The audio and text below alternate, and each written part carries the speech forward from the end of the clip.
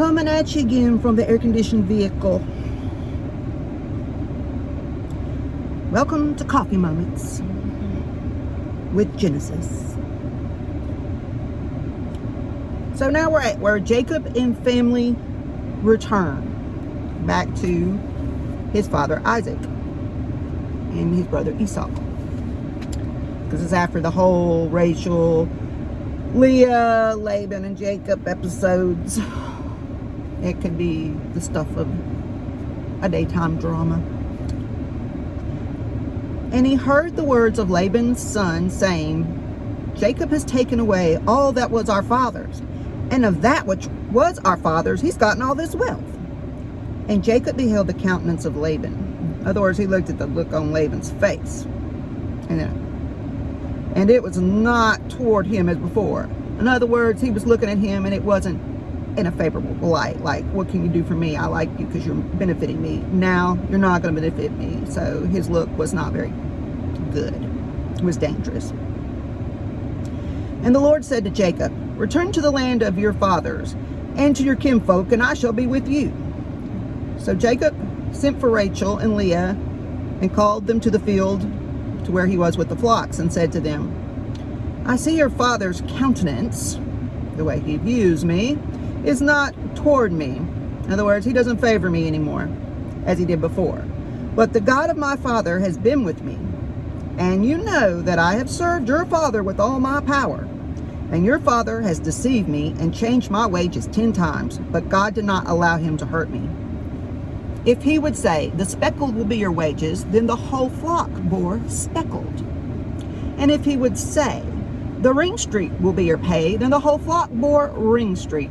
Thus God has taken away your father's livestock and given them to me. And it was at the time that the livestock conceived. I just lost my place. That I lifted up my eyes and saw in a dream, and behold, the rams which leaped upon the sheep were ring-streaked, speckled, and spotted. And the angel of God spoke to me in a dream, Jacob. And I said, here I am.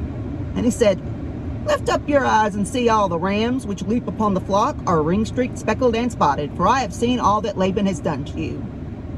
I am the God of Bethel, where you anointed the pillar, where you vowed a vow to me. Now arise, get out from this land, return to the land of your kindred. And Rachel and Leah answered and said to him, is there still any portion or inheritance for us in our father's house? Are we not counted by him as strangers? For he has sold us and has also quite devoured our money. For all the riches which God has taken from our father, that is ours, and our children's. Now then, whatever God has said to you, do. So God spoke to him in a dream and basically told him that all the male sheep and goats that had the particular pattern of colors, he made sure they mated on the same kind, so their babies all look the same. So it would all end up being Jacob's. Now the women are like, well, we don't have anything here to get from our father anyway because our husband has it, so we're going with you. Then Jacob rose and set his sons and his wives upon some camels, and he carried away all the cattle and all his goods which he had gotten. The cattle that he had gotten in Padan Aram in order to go to Isaac his father in the land of Canaan. And Laban went to shear his sheep, and while he was out doing his sheep shearing, Rachel had stolen the images that were her father's, some idols. Now, it doesn't say this here, and a lot of people refuse to look any further than here, but there are some extra biblical books that the Jewish folks still have and still go by these stories. The book of Yasher. It's very long. The book of Yasher. It's more entertaining than anything, I guess, the way it's told. But right here, it follows the pattern through Genesis. There's just more details. But when it gets to this point, when Rachel stole the images, the idols, it says why. It says she took them so he could not find out where they were. And how he would find out where they were was doing something with some little gold, something or another, and asking the oracle or the idol or whatever where they were, and it would speak. Kind of sounds like when you say, hey Siri, Where's this?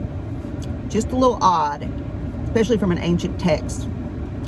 I just threw that in there. You can look it up. Okay. So Jacob sneaked off unaware to Laban, the Aramean, because he didn't tell him when he was taking off. So he fled with all he had, got up, crossed the river, and set his face toward Mount Gilead. And it was told to Laban on the third day, because they'd been gone 3 days before he found out that Jacob left. So he took his brothers with him and pursued after him for 7 days' journey. And they overtook him on Mount Gilead.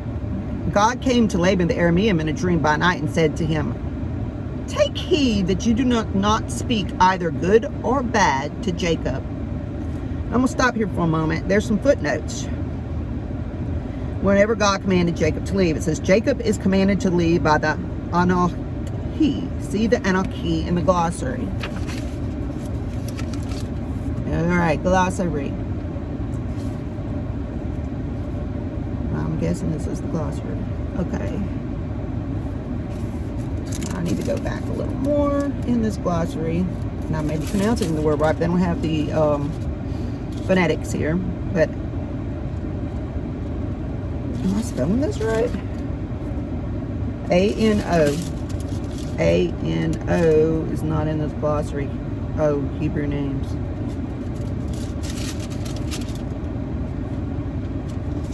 Well, just glancing over this, I don't see it, but I probably have to look for the English version.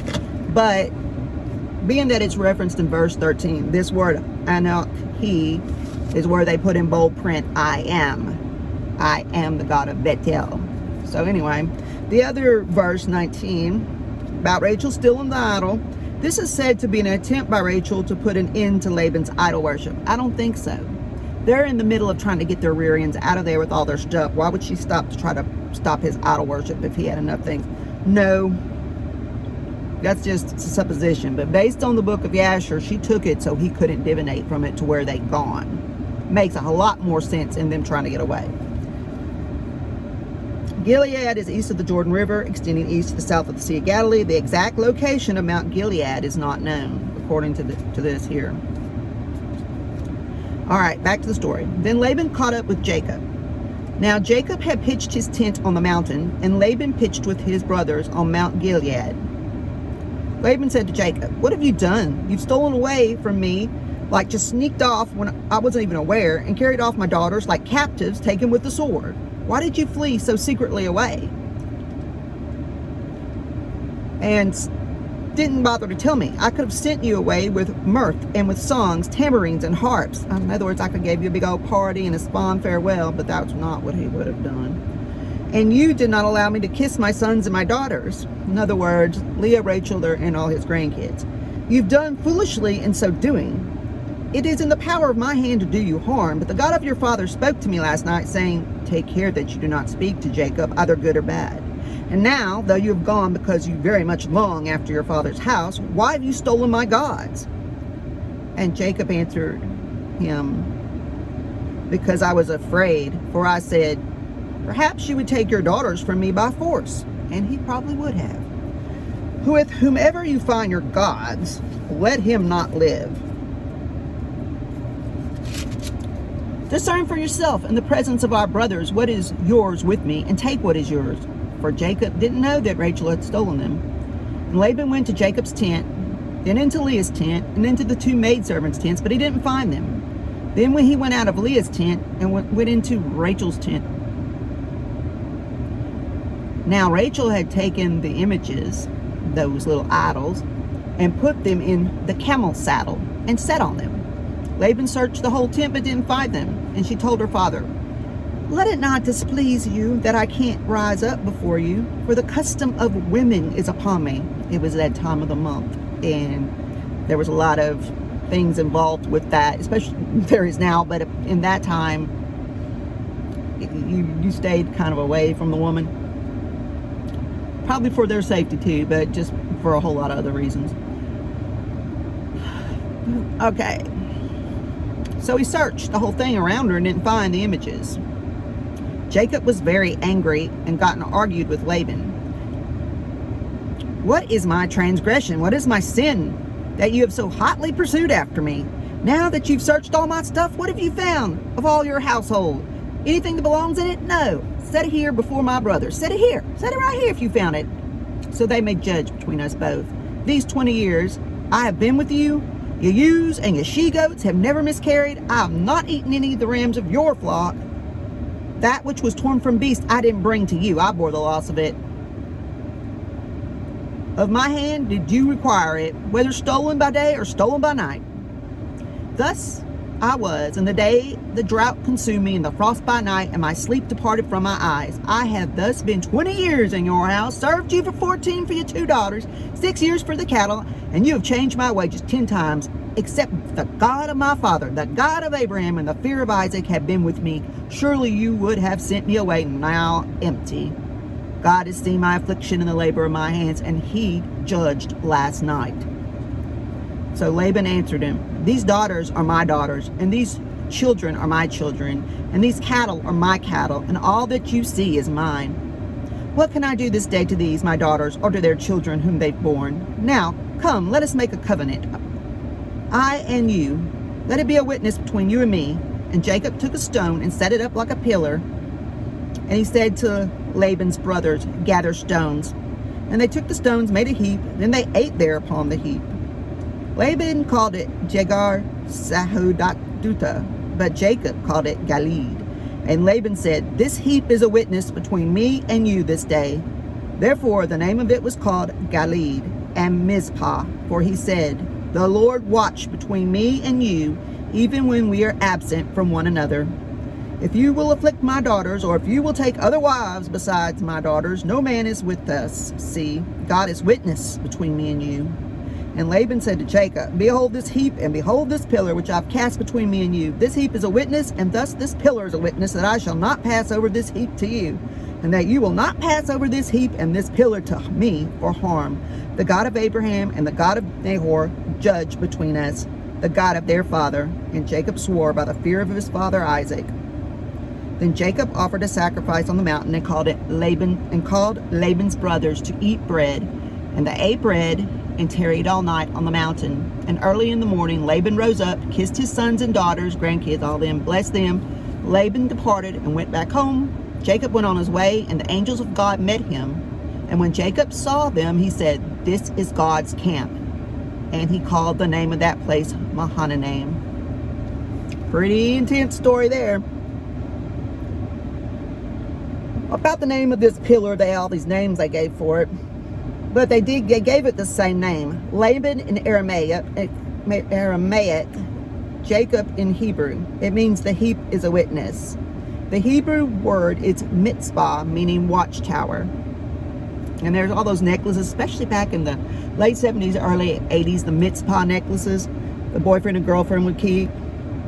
You know, this is God watches between me and you while we're apart. But it's out of context, because it's not because they loved each other so much, and when they were apart, God was watching over them as a little love blessing. This was kind of like, you stay away from me and I stay away from you, and God's going to watch in between us.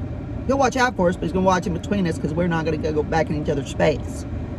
So the whole Mizpah necklace thing is kind of totally out of context. And I even have one for my best friend. You know, we have them, but it's because we're best friends, and it was kind of like as a best friend thing. But the whole thing is taken out of context if you really look at it. All right. Have a great day.